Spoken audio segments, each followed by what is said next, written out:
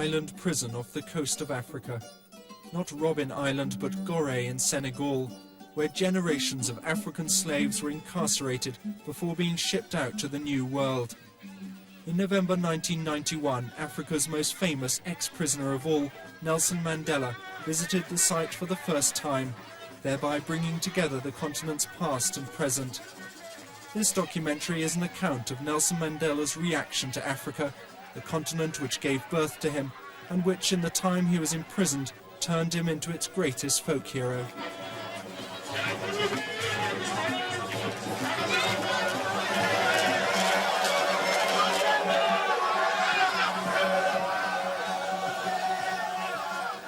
Nelson Mandela's return to West Africa was an emotional occasion.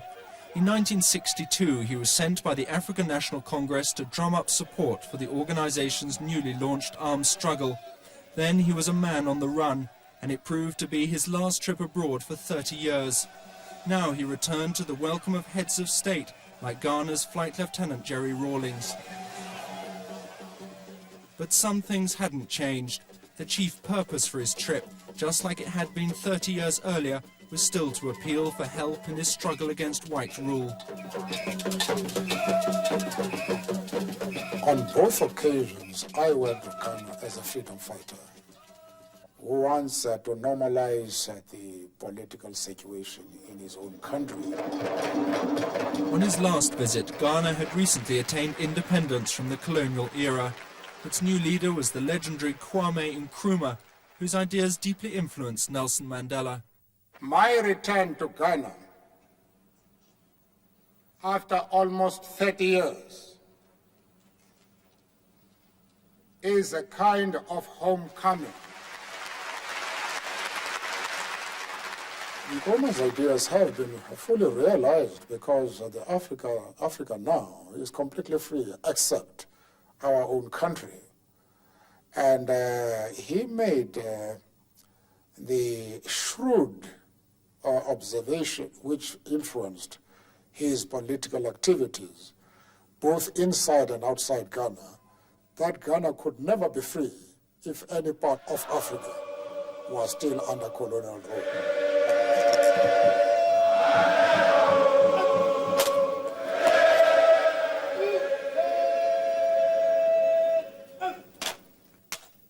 In Accra's Revolution Square, Nelson Mandela lays a wreath for all those who died in Africa's wars of liberation, including members of his own African National Congress. Despite the calm appearances, Ghana's path of independence since the heady days of Kwame Nkrumah has not been easy. In 1966, Nkrumah himself was overthrown, and over the years, as Nelson Mandela languished in prison, Ghana's economy went into steep decline. A series of incompetent and increasingly corrupt governments followed one another, often interrupted by violent military coups.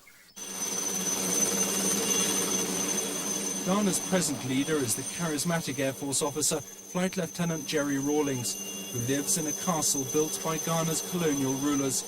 Since he seized power on New Year's Eve 1981, Rawlings has succeeded in getting the economy back on track, but it's cost Ghana long years of authoritarian rule. Only now is democracy a real possibility. Nelson Mandela knows that hard lessons have been learnt. There are concepts of democratic values which, in the situation prevailing in Africa, have not been easy to apply. And there has been a lot of corruption in some of the countries, not all, but in some of the countries in Africa. There has been quite a great deal of corruption. And a man like Rawlings has tried to clean the administration of Ghana, in spite of the fact that he is the head of a military government, which would not comply with all the concepts of democracy, democratic values, as known in the West.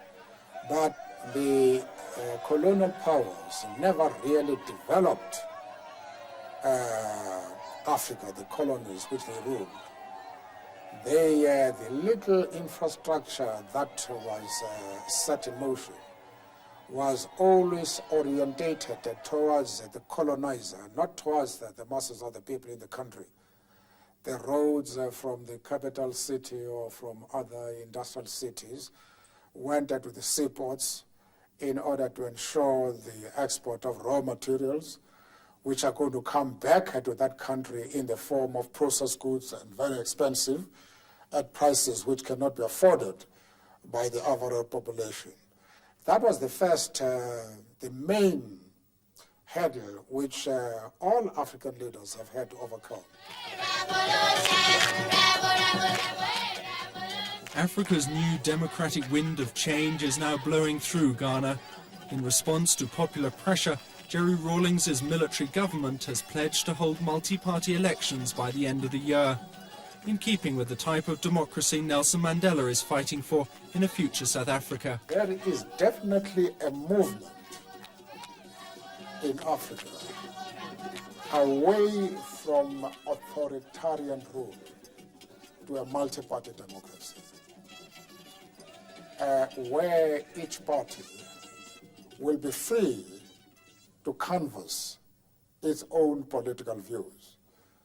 That movement has now taken a very strong form in Africa. It seems to me that very soon it is going to be a flood. And that is something that we have to welcome.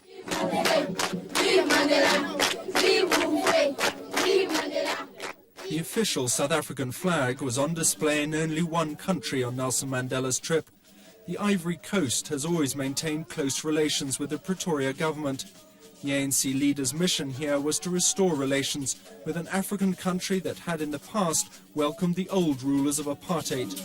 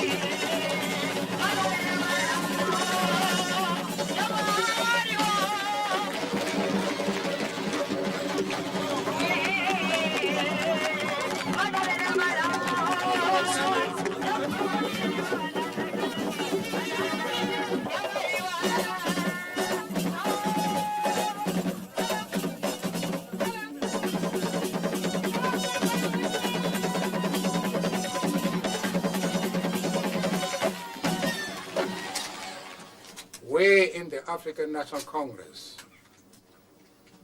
believe in a free and vigorous press,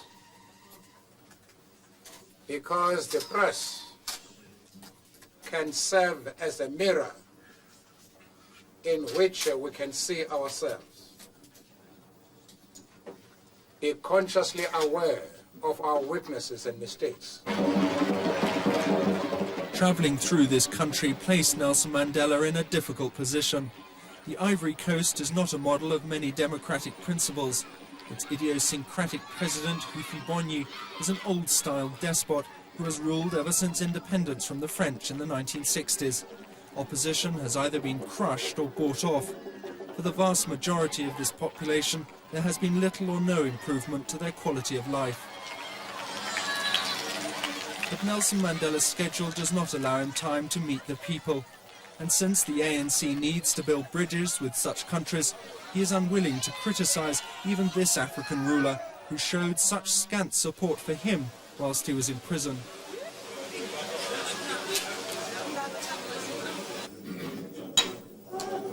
Well, Mr. President, you're looking very well. I was tremendously impressed by President Houphet-Boigny.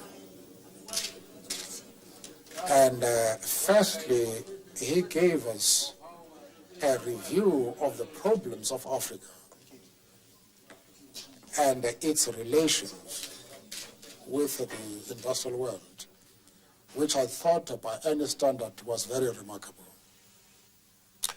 And he was able to explain his policy towards South Africa.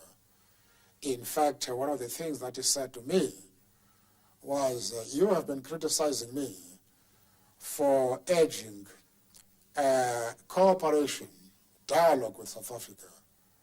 You criticized me very severely, but now you are doing what I told you to do about 20 years ago. Well, the timing, of course, was not right, but nevertheless, there is some element of validity in what he says. In the capital Yamoussoukro stands President Houphet-Boigny's greatest memorial, the Lady of Our Peace Basilica, the world's biggest church, 3 times the size of St. Peter's in the Vatican. It took 1,500 locals 10 years to build. The president says it was entirely funded out of his own pocket.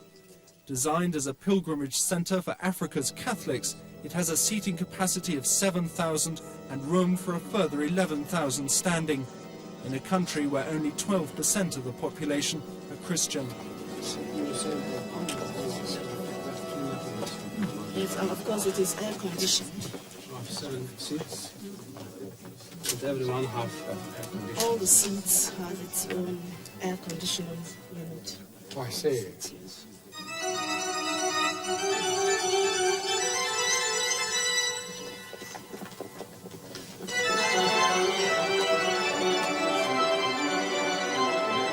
Within the inside of the basilica, we have 60 pillars, 60 columns. When we look at the stained glass windows, you might not make much of it, but we have 8,400 meters. In fact, this is the biggest single unit of stained glass windows in the world.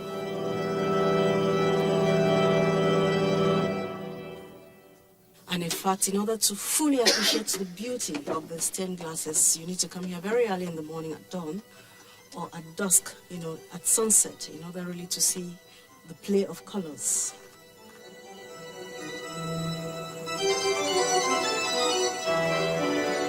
But for many, the basilica has become a symbol of the inequality within the Ivory Coast. In an economic climate of rising unemployment and falling standards of living, the government is accused of only benefiting an undemocratic elite. The whole of Africa, the whole of the world can be put under that criticism. In the capitalist world, the criticism that is being made by Democrats is that the economic system there, as well as the political system, benefits only a few. And it's a criticism which you can make very generally. And we are not keen to interfere in the domestic affairs of any country. And we have confidence in the leadership of each particular country that they will be able to address and sort out the problems of their country. Earlier this year, President Houphet-Boigny fought what he called multi-party elections. 60% of the voters turned out, and after 30 years of unchallenged rule, his own party won an overwhelming majority. But the president's critics remain adamant that the ballots were rigged and were little more than a charade. However, the elections did at least show a democratic awakening of some sort. Back on the plane, the visit prompts Nelson Mandela to recall tales of his youth and how democracy was practiced in pre-colonial times.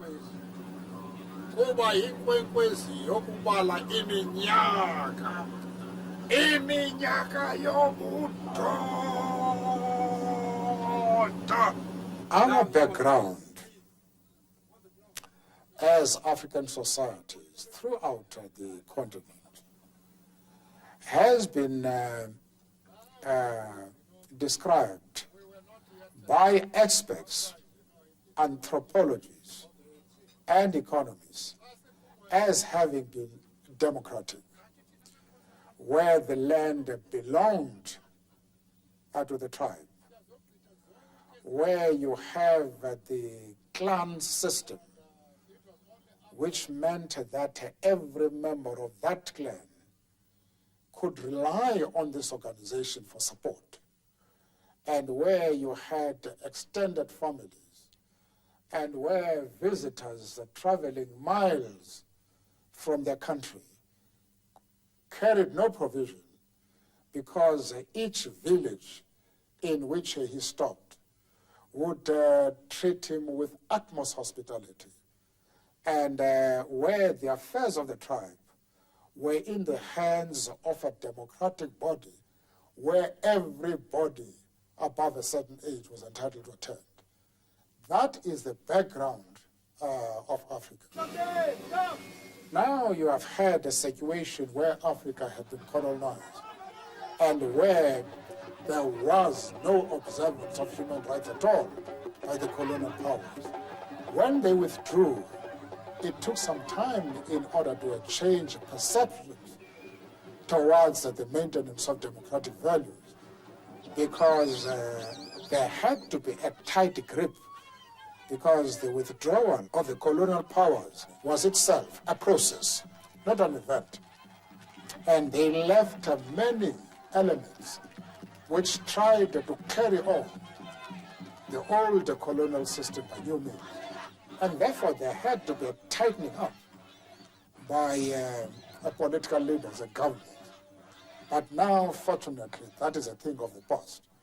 Africa is moving away from that type of system to one, which accepts without equivocation democratic values.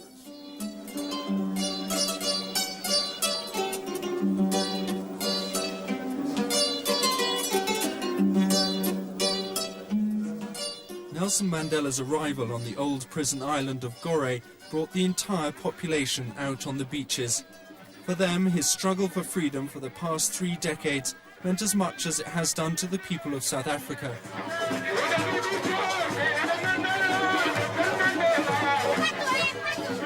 As he walked through the cells where so many African slaves had been held, branded and stamped like animals whilst they awaited shipment to the Americas, Nelson Mandela was clearly moved by what he saw.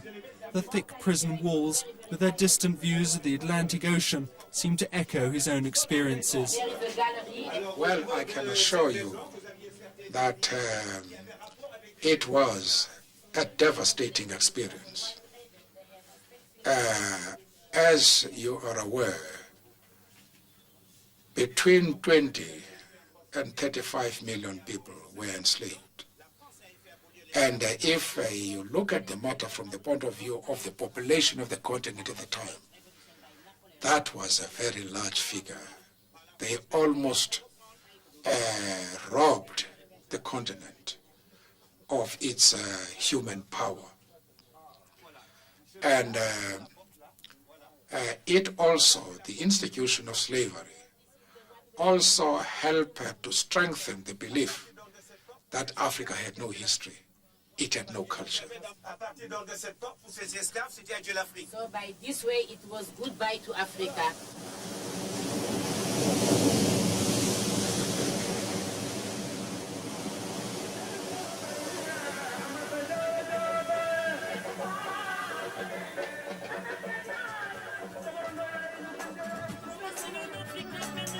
A short ferry ride away from Goree lies Dakar, the capital of Senegal, a country which is often called the intellectual capital of Africa.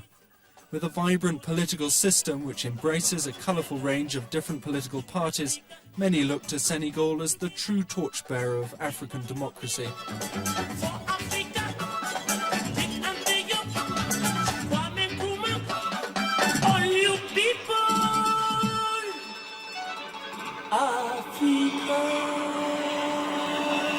One of the very firm impressions we have come back with is the unqualified support of the anti-apartheid struggle in this country by the OAU, by the whole continent of Africa.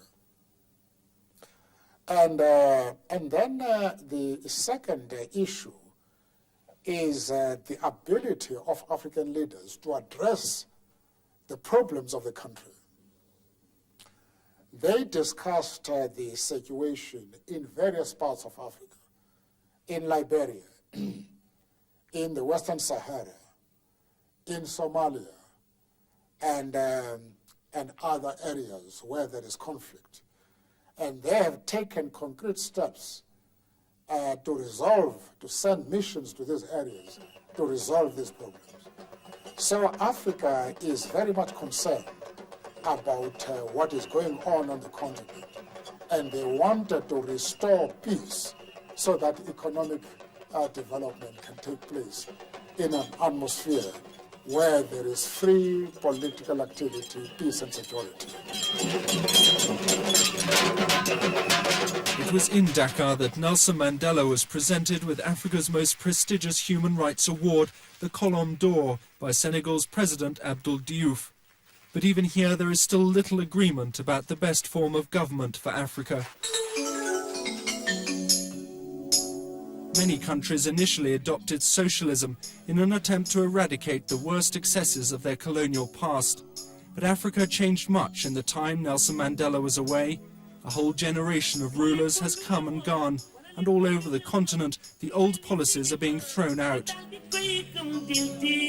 These upheavals have affected the ANC deeply. As it struggles to adapt to the new world order, many of its ideals are being rethought by the leadership. The ANC does not believe in socialism. We are a broad national movement which combines various strands of political thought, ranging from the far right to the extreme left, embracing liberal and conservative views. And if you study our basic policy document, the Freedom Charter, you will find that it is based on free enterprise. And the land, for example, there is no nationalization of the land. And the land is subject to individual ownership. And in actual fact, when the Freedom Charter is applied, when the provisions of the Freedom Charters are applied, capitalism amongst Africans will flourish as never before. I wrote an article in 1956 to this effect, to say private enterprise, when a democratic system is introduced, will flourish in this country as never before. And the only exception is a clause which calls for the nationalization of the mines, the financial institutions, and monopolies. That is done because of the conditions in the country. It's a clause which was actually adopted in the constitution of the present ruling National Party in the 40s. So there is nothing unique in that. There is no element of socialism in the policy of the ANC, whatever may happen in the future. Mandela, Soweto, Mandela. A symbol of the new Africa, Senegalese superstar Youssou N'Dour sings his tribute to Nelson Mandela. We have heard all the good things about you and the support which you're giving us, and through art, which is able to reach areas which we as politicians cannot reach. Maintenant, nous savons qu'en Afrique, dans les pays du tiers-monde surtout, que les populations, les peuples, maintenant savent leurs forces, connaissent leurs forces, et ce n'était pas le cas avant. Avant, il y avait beaucoup plus de dictatures, des gens qui régnaient par les armes et tout. Et maintenant, les peuples disent, nous sommes des millions, nous sortons dans la rue, il y a 1000 qui sont morts, ou 2000, mais nous aurons ce que nous voulons. Et ils sont prêts pour ça. Et nous avons vu, je pense, quelqu'un comme Mandela qui encourage ce système de refus et qui a inspiré même les peuples. Je pense que quelqu'un comme Mandela ne peut pas on ne peut pas sortir Mandela du processus de démocratisation qui est en cours actuellement en Afrique.